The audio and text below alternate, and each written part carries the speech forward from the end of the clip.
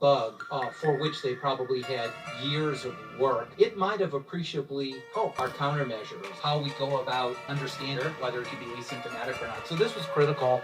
And I think that email, all that blacked out spots needs to be, maybe we don't need to know it, but Congress needs to know it and understand.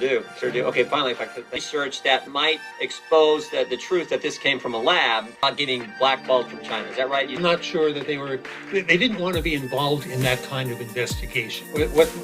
How that investigation would turn out, they weren't sure. I live in Berkeley. I get advice not only from my friends and colleagues in Berkeley, but I get advice from all around the country. A person of all my friends and advisors thought I should come to this committee. The reason was because it was Republicans. My response to every one of them is, I am not going to go and scientists, yes, they are often biased. You need to distinguish between scientists' opinions and science. And science is nonpartisan. Science is unbiased. I came here and I told all of them I was going to come here and I will talk to anybody in science, because I think in this case, the science by itself carries the argument, opinions on things. If I stick to the science, then I can defend myself against doing research that would go against the evolutionary theory of this. It was everyone who was against doing that.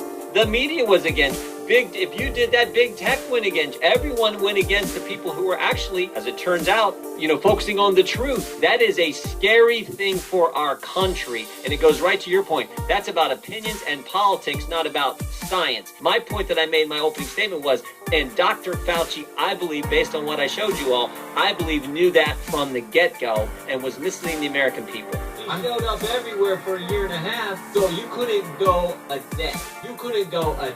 Dr. Fauci suffered everywhere. He's like man of the millennial or whatever time of declarity. I mean, he was everywhere. And now, when we have emails that he's sending out at 12 and 2 in the morning, gain a function that didn't go through the process it's supposed to go through, this evidence, well, all those redacted emails, they're redacted to you and to me, but they're not redacted to the people who are on it. I got pinged by many antagonistic members.